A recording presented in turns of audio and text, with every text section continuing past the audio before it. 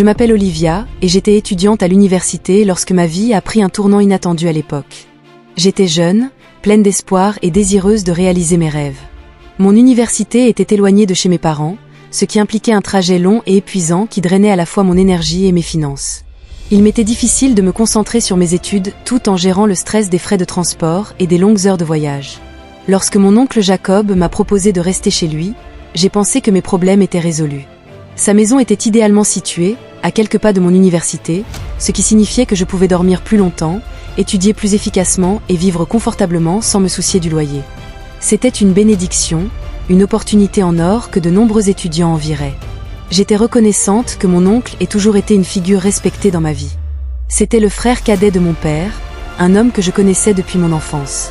Il assistait aux réunions de famille, m'envoyait des cadeaux d'anniversaire quand j'étais plus jeune et me traitait avec chaleur à chaque rencontre. Dans mon esprit, c'était un homme responsable et digne de confiance, quelqu'un qui se souciait vraiment de moi et voulait m'aider. Je n'avais jamais eu de raison de douter de ses intentions.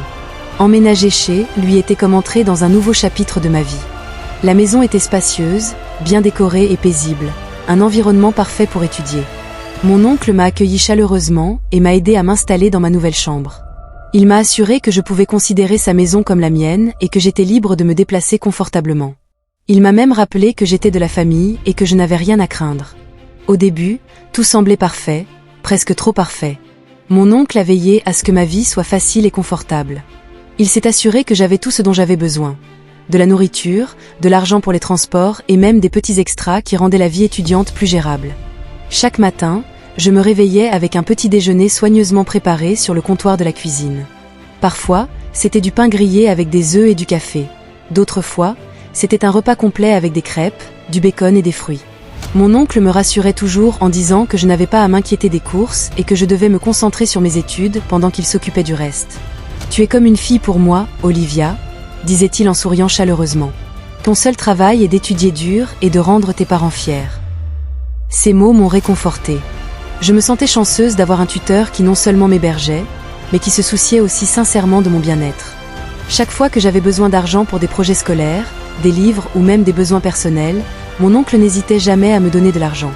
Il fouillait dans son portefeuille et me le tendait avec un sourire, glissant parfois des billets supplémentaires en disant « juste au cas où tu aurais besoin d'autre chose ». Je n'ai jamais eu à demander 2 fois et j'étais toujours reconnaissante pour sa générosité. Ce n'était pas seulement un soutien financier. Il s'intéressait également à mes études. Il me demandait parfois comment se passaient mes cours, quelles matières étaient difficiles et si j'avais besoin d'aide. Si j'avais l'air fatiguée après une longue journée, il disait « Assure-toi de bien te reposer, ta santé est importante aussi ». Ces petits gestes me faisaient me sentir valorisée, prise en charge et en sécurité. Quand les week-ends arrivaient, mon oncle suggérait parfois que nous sortions manger dans de bons restaurants. « Tu dois te faire plaisir de temps en temps », disait-il, m'emmenant dans des endroits où je ne serais pas allée seule. Des cafés confortables, des sticous chics et même des cinémas. Au début, je pensais que c'était juste une autre façon pour lui d'être gentil. C'était agréable d'avoir quelqu'un qui veille sur moi, surtout que mes parents étaient à des kilomètres. Mais avec le recul, je me demande si c'était de la gentillesse ou autre chose. Au début, je me sentais chanceuse. Je pensais avoir trouvé la solution parfaite à mes difficultés universitaires. Je me suis convaincue que la gentillesse de mon oncle était authentique et que sa générosité était sans condition. Je n'aurais jamais imaginé que la personne qui m'avait ouvert sa maison me ferait un jour me sentir en danger. Je n'aurais jamais pensé que derrière sa gentillesse se cachait un désir caché qui transformerait bientôt mon havre de paix en un lieu de peur. Au début, mon oncle Jacob agissait comme un gardien attentionné. Il prenait souvent de mes nouvelles, me demandant comment se passait l'école et si j'avais besoin de quelque chose. J'appréciais sa gentillesse. Cependant, après quelques semaines, j'ai commencé à remarquer de petites choses qui me mettaient mal à l'aise. Il me regardait d'une manière qui ne me semblait pas normale. Parfois, il faisait des commentaires sur mon corps, m'appelant « belle » d'une manière qui semblait différente de la façon dont un vrai oncle devrait parler à sa nièce. Un soir, après une longue journée de cours, je me suis recroquevillée sur le canapé du salon en zappant les chaînes de télévision. La maison était silencieuse, juste le faible bourdonnement de la télévision remplissant l'espace. Mon oncle venait de terminer son dîner et est entré dans la pièce en étirant ses bras comme s'il était sur le point de se retirer pour la nuit. Mais au lieu de se diriger vers sa chambre, il s'est assis à côté de moi, trop près. Je l'ai remarqué immédiatement. Le canapé était spacieux, pourtant il a choisi de s'asseoir assez près pour que je puisse sentir la chaleur de son corps contre le mien. Une étrange tension flottait dans l'air, mais je me suis forcée à l'ignorer en me déplaçant légèrement pour créer un peu d'espace entre nous. Peut-être qu'il n'avait pas réalisé à quel point il était proche, peut-être que je réfléchissais trop aux choses. « Olivia, tu es une femme adulte maintenant », dit-il soudainement, sa voix plus douce que d'habitude, presque admirative. Je me suis figée une seconde avant de forcer un petit sourire. « Ouais, je suppose », répondis-je, ne sachant pas quoi dire d'autre. Il a laissé échapper un profond soupir, ses yeux m'étudiant d'une manière qui m'a fait picoter la peau. Je me souviens quand tu n'étais qu'une petite fille courant partout en jouant avec des poupées. Maintenant, tu ressembles à une vraie dame, a-t-il continué, son ton lent et délibéré. Quelque chose dans la façon dont il a dit cela a envoyé un sentiment de malaise rampant le long de ma colonne vertébrale. Les mots eux-mêmes n'étaient pas nécessairement faux, mais la façon dont il les a prononcés, son ton, son regard persistant m'ont tordu l'estomac. J'ai laissé échapper un rire nerveux, faisant semblant de ne pas sentir le changement dans son comportement. « Ouais, le temps passe vite », dis-je rapidement, cherchant désespérément un moyen de changer de sujet. « As-tu vu les nouvelles aujourd'hui ?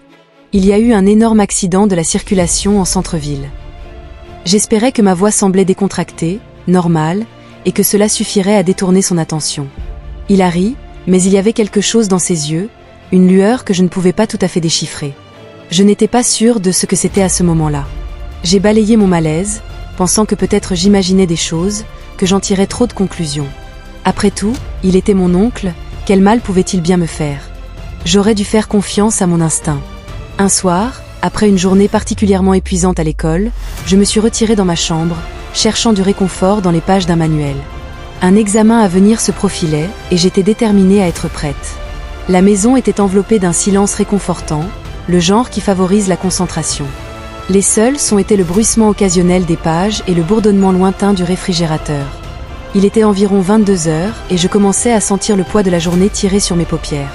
Un léger coup perturba la tranquillité. « Olivia, es-tu réveillée ?» La voix de mon oncle filtra à travers la porte, teintée d'une douceur inconnue. J'hésitai, un léger picotement au fond de mon esprit. « Oui, oncle Jacob, as-tu besoin de quelque chose ?» Au lieu de répondre, la porte grinça et il entra. Il était habillé de façon décontractée avec un t-shirt blanc et un short ample, mais ce qui me frappa, c'était l'odeur d'alcool qui l'accompagnait. Ce n'était pas trop fort, mais c'était là, un indicateur subtil qu'il avait bu. Un malaise instinctif s'installa en moi. « Je voulais juste prendre de tes nouvelles », dit-il avec un sourire chaleureux, mais ses yeux portaient une lueur que je ne pouvais pas déchiffrer. Je forçai un sourire poli et fermai mon livre, marquant la page avec un marque-page improvisé. « Je vais bien, j'étudie juste pour mon examen. » Sans invitation, il s'assit sur le bord de mon lit, le matelas s'affaissant sous son poids, le rapprochant inconfortablement de moi.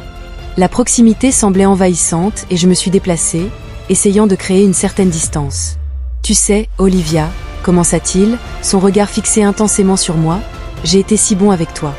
Je t'ai donné un endroit où rester, à manger, et je ne demande jamais rien en retour. » Une boule se forma dans ma gorge.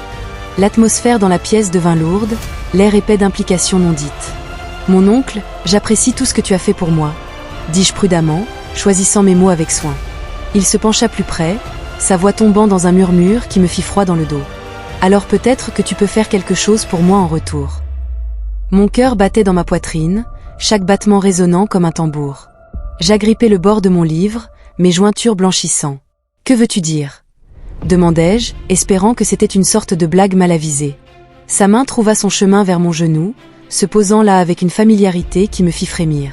« Tu es une fille intelligente, tu vois ce que je veux dire. » La panique m'envahit, mais je luttai pour garder mon sang-froid. « Oncle Jacob, ce n'est pas approprié, » dis-je en m'efforçant de garder ma voix stable. « Tu es mon oncle. » Il rit doucement, un son dépourvu d'humour authentique. « C'est juste un titre, Olivia.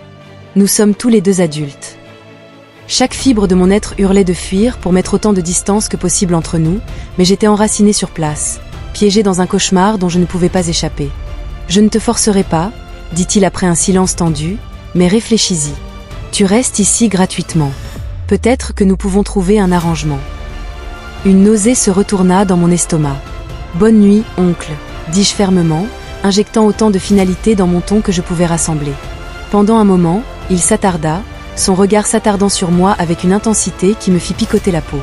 Puis, sans un mot de plus, il se leva et quitta la pièce, la porte se refermant derrière lui. Je restais assise là, tremblante, la réalité de ce qui venait de se passer s'abattant sur moi. La sécurité et la confiance que j'avais ressenties autrefois dans cette maison furent brisées, remplacées par un sentiment omniprésent de terreur. Dans les jours qui suivirent cette nuit troublante, je me retrouvai instinctivement à m'éloigner de mon oncle Jacob. L'atmosphère autrefois chaleureuse et accueillante de la maison s'était transformée en un paysage de tension et de mots non dits. Chaque pièce semblait résonner des souvenirs de notre ancienne camaraderie, maintenant assombrie par un malaise oppressant. J'ajustais méticuleusement ma routine pour minimiser toute chance de le rencontrer. Les matins commençaient à l'aube. Je me glissais hors de la maison en silence, la porte se fermant doucement derrière moi, tandis que les premières lueurs du soleil peignaient le ciel. À l'université, je me plongeais dans mes études, dans des activités extrascolaires et dans toute distraction qui retarderait mon retour. Les soirées se passaient à la bibliothèque ou avec des camarades de classe, le tic-tac de l'horloge étant à la fois un allié et un adversaire. Quand je rentrais enfin à la maison, souvent sous le manteau de la nuit, je me dirigeais directement vers ma chambre. La cuisine, autrefois un lieu de repas partagés et de rire, était devenue un territoire que j'évitais. À la place, je préparais des repas simples dans ma chambre. Un sandwich assemblé à la hâte, un fruit, tout pour éviter de croiser les chemins. La porte de mon sanctuaire restait verrouillée en permanence, une barrière fragile offrant un semblant de sécurité. L'oncle Jacob, pour sa part, semblait refléter cette nouvelle distance, mais d'une manière qui paraissait punitive. Le contrôle quotidien avait cessé. Il ne s'inquiétait plus de mes cours ou de mon bien-être. Son comportement était passé de chaleureux à glacial, son regard évitant le mien. Dans les rares moments où nos chemins se croisaient, c'était comme si j'étais devenue une invitée indésirable dans l'endroit même que je considérais autrefois comme un refuge. Cet évitement mutuel avait fait des ravages. L'isolement pesait lourdement. Le silence dans la maison amplifiait mon trouble intérieur. Je remettais en question mes actions, rejoignant cette nuit-là à plusieurs reprises, me demandant si j'avais exagéré ou mal interprété ses intentions. Pourtant, au fond de moi, je savais la vérité. Ses avances avaient franchi une ligne, brisant la confiance qui existait autrefois, malgré son attitude froide. Je trouvais du réconfort dans le fait qu'il gardait ses distances. La peur d'une nouvelle confrontation pesait sur moi, mais au fil des jours et des semaines, son absence devenait un réconfort tordu. Je me convainquais qu'il avait peut-être reconnu son tort et choisi de me laisser tranquille. Mais sous cette fragilité, un courant sous-jacent de terreur persistait. Les murs qui séparaient nos chambres semblaient plus fins la nuit.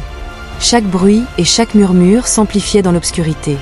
Le sommeil devenait insaisissable. Mon esprit évoquait des scénarios où les limites étaient à nouveau menacées. Je restais vigilante. La porte verrouillée était un rappel constant de la précarité de ma sécurité dans ce lieu fragile. Je m'accrochais à l'espoir que le temps guérirait la fracture, que l'oncle que j'admirais autrefois reviendrait et que les ombres de cette nuit se dissiperaient. Mais au fond de moi, je craignais que le pire soit encore à venir. 3 semaines s'étaient écoulées depuis cette nuit déchirante où l'oncle Jacob avait franchi les limites, laissant une marque indélébile sur mon sentiment de sécurité. Dans les jours qui ont suivi, j'avais méticuleusement construit une routine conçue pour minimiser nos interactions, m'immergeant dans des activités académiques et cherchant du réconfort dans la compagnie d'amis. Progressivement, l'anxiété aiguë avait commencé à être remplacée par un optimisme prudent, pensant que peut-être le pire était passé. Il était un peu plus de minuit, lorsque le fragile semblant de normalité fut brisé. J'étais allongée dans mon lit, la douce lueur de mon téléphone illuminant la pièce pendant que je faisais défiler les flux des médias sociaux, un rituel nocturne pour me détendre avant de dormir. La maison était enveloppée de silence, un silence qui amplifiait même le plus léger des sons. C'est dans ce calme que je l'ai entendu, des pas, lents et délibérés, se déplaçant avec une cadence mesurée qui a envoyé un frisson dans mes veines. Il devenait progressivement plus fort à chaque pas, résonnant de manière inquiétante dans la nuit silencieuse, se rapprochant de la porte de ma chambre.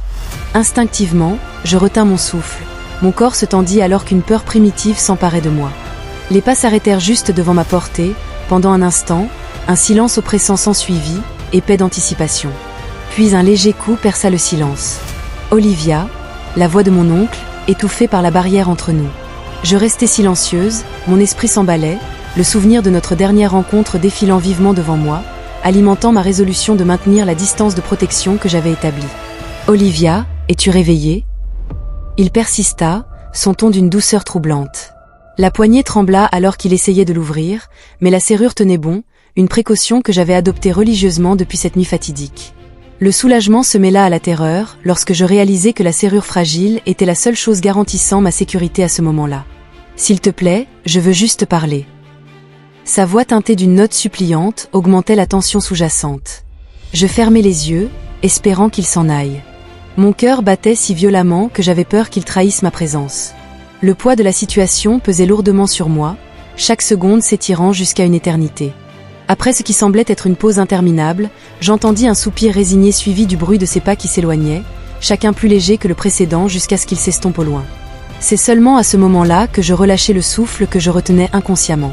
Mon corps tremblait à cause de l'adrénaline qui le traversait.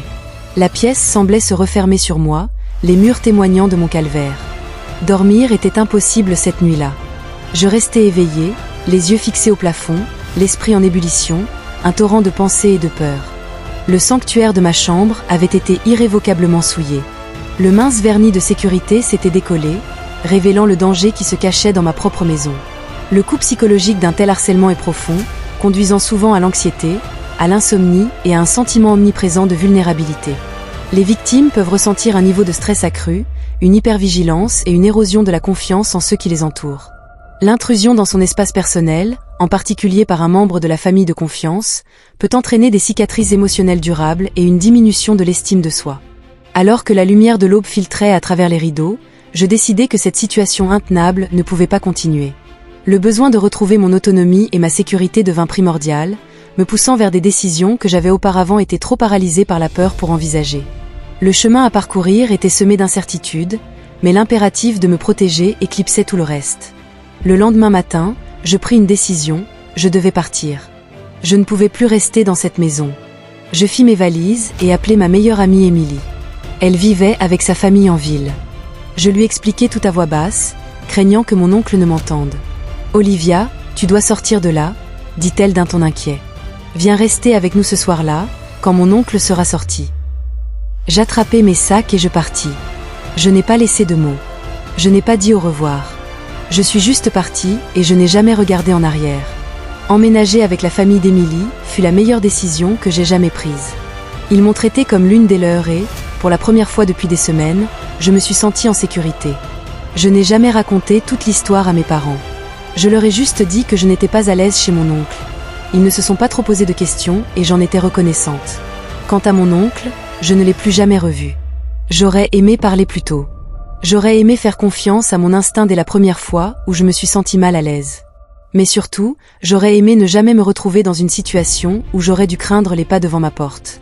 J'ai appris cette leçon à mes dépens, mais j'ai survécu et maintenant je n'en ai plus peur.